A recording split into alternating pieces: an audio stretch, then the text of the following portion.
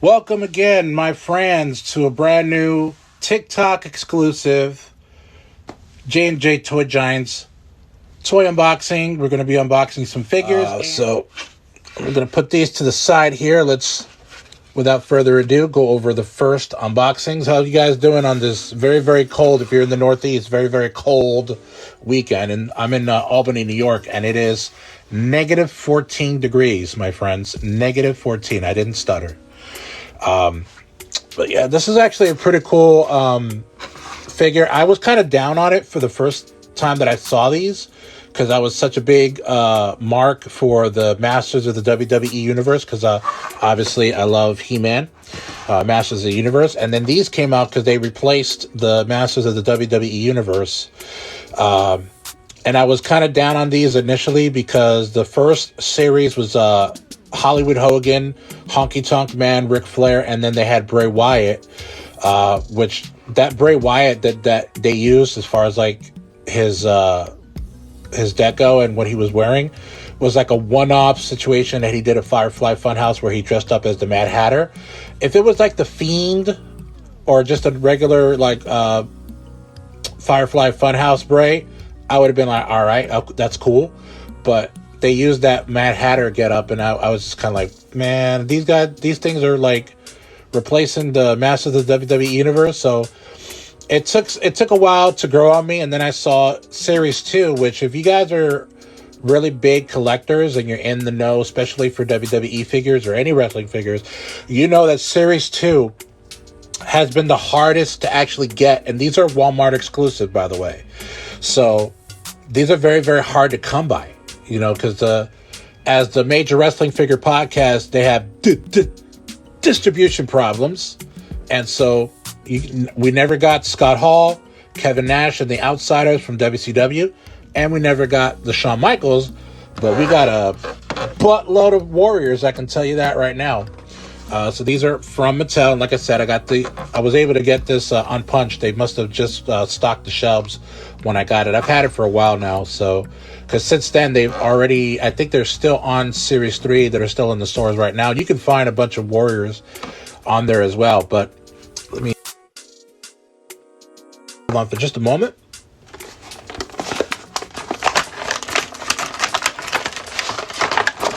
All right. So, packages out of here. All right, so let's get a little closer to see this here. Now, I don't remember, if anybody knows, feel free to shoot me some knowledge here. I don't remember him ever wearing this, because it has his duster that has the copy, basically the cover of his Warrior comic back in the 96-ish.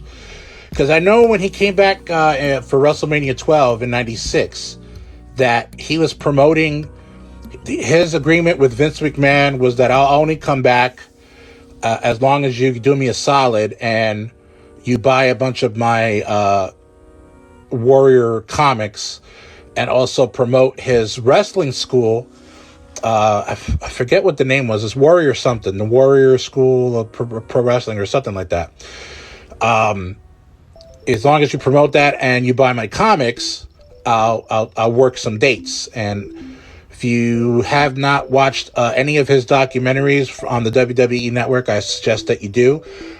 Naturally, they don't have the rise and fall of the Ultimate Warrior, that DVD that came out in 2004 that they really buried him, and then I guess they made up. That's why he was in the Hall of Fame. But I don't remember him wearing this duster in the ring. I know that he wore some other ones, and then he had like that feud with Jerry the King Lawler, where he was wearing a hat promoting his wrestling school, which was really just dumb. Well, not dumb, I shouldn't say that. It was just really weird. I was like, why is Ultimate Warrior wearing a hat? But as a kid, you don't really think about that stuff. It doesn't compute. But as an adult, when I watch that back, I'm like, why is he wearing a hat?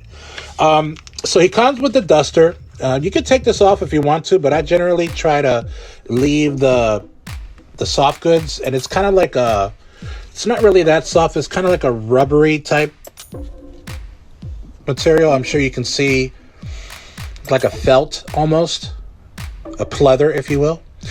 But I mean, the deco on the actual back of the Warrior, like this is one of the covers of his Warrior comics, and I wonder how much those are going on eBay right now. They must be worth quite a bit of change. But the head and the face, good. I mean, I'm not saying it's bad. It just, he never had blonde hair. You know, I remember he had like a dirty blonde, you know, where like it was kind of blonde in some areas, but he mostly had like brownish hair, maybe dirty blonde. But to each his own, I guess. I would have went with a different, maybe a WrestleMania 7 Warrior, which I know they just recently released that in one of the was it series Elite Series 99? I know it wasn't 100, but it was the WWF WrestleMania 7, where he essentially retired. And so, but it's pretty cool. I like it. I was really waiting. I really wanted to wait until I got the rest of the figures for Series 2 before I unboxed this. But, you know, at this point, I'm just like, that series is never going to come to Walmart. At least it didn't come in Albany. That's where I'm at. Shout out, you know, just comment if you ever received any of the Series 2, like the Shawn Michaels WrestleMania 6 attire and the Outsiders figures at your Walmarts, because I never even saw them. It went from like Series 1 to Series 3. Like, that's how far it went, or fast. And then the only one that I saw was Warrior. So his articulations, they basically work just like a Masters of the Universe figure. Just to kind of show you the similarities real quick. Hold on. Ooh, so scary. So these are kind of the same scale. The WWE Superstar one, maybe a little taller. Maybe that's just because his hair. But they're pretty much scale. These are the re-releases, by the way. And this is the one that, when they did the running change, was before the running change. Because that's not really how his face looks. If you collected the Masters of the Universe figures back in the 80s, you know that that's not his face, or that's not the head. I'm actually trying to find another He-Man that has the original face that he had. But yeah, then they pretty much scale. I actually have, because Warrior had two Masters of the WWE Universe ones, because he was in Series 1. I didn't get that one. This is the Warrior that came out in the second to last series from the Masters of the WWE Universe. So really, they have the same scale. A lot of discussion had came out. Well, what came first? Was it the AWA Remco figures or the Masters of the Universe figures? I never saw the AWA Remcos when I was a kid, so I can't attest to when those came out. I know it was in the 80s, because the AWA was mostly in the 80s, but this was his Warrior getup for the WWE Masters of the WWE Universe. And this is the WWE Superstars one. He does come with some extra hands, but I'm going to leave his hands, those C-grip. For those who don't know what this is what they call C-grip hands. Hold on. There we go. So it looks like a C. So if you guys never knew what the term of that hand, you'll see it on a bunch of figures. It's a C-grip. And you know how I learned about that is the Major Wrestling Figure Podcast. They actually are very, very well in the know, especially Matt Cardona and Brian Myers too. But they know exactly like what the terminology is on certain figures, because they make their own figures. I actually have their first Super 7s that they came out with. And you can get those. I think you can get those still on. There's Matt Cardona Super 7. I think you can still get those on Ringside Collectibles. If you can't get Series 1, you might want to go on to Amazon, because that's where I got mine.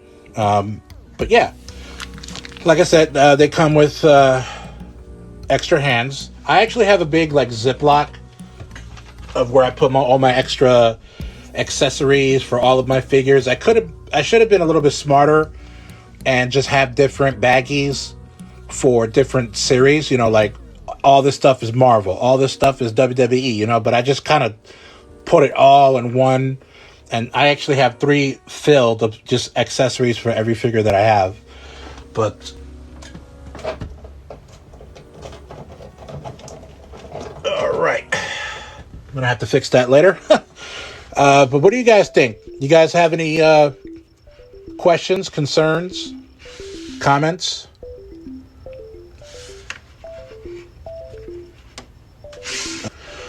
And so yeah, so we're gonna go over Teela, Masters of the Universe Revelation. I watched the first season, and then I didn't watch the second season.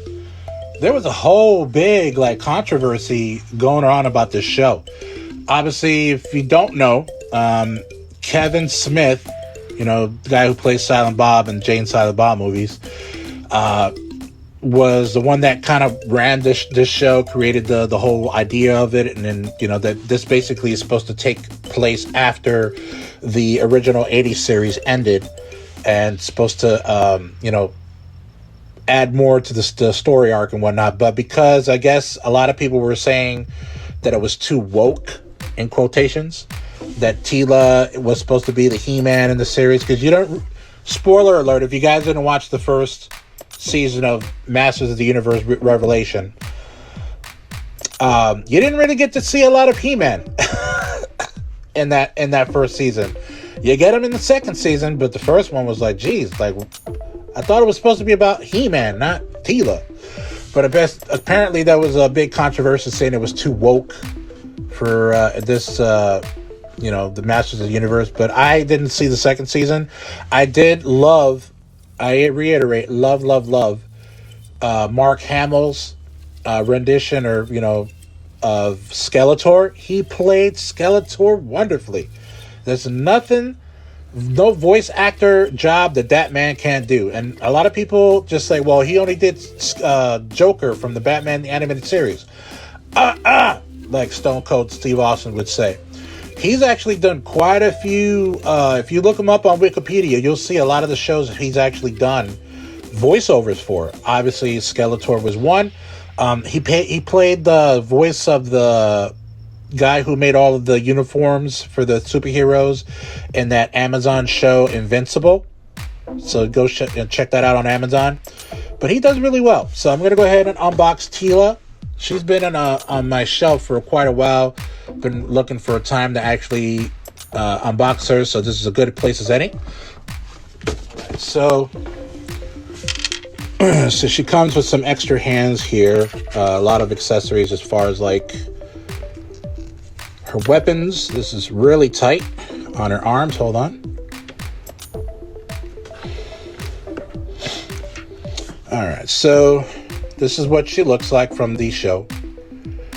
And she's got half and half. She's got one fisted hand and one C grip. With this particular figure, does come with one C grip hand for her right hand, her right arm. There we go. And then one open hand. So, and of course she has her staff, which is what the C grips are going to need to be able to hold this. And it's going to be this, where you can, basically this is what it looks like when it's not extended. And she's got her own, basically it's this thing is supposed to turn into either the staff or just the sword, which is pretty cool. All right, so looking at this at a closer look here, I mean, it's not that bad. So obviously this basically goes in the back, which is where she keeps her stuff or her staff when she's not fighting and she's just traveling.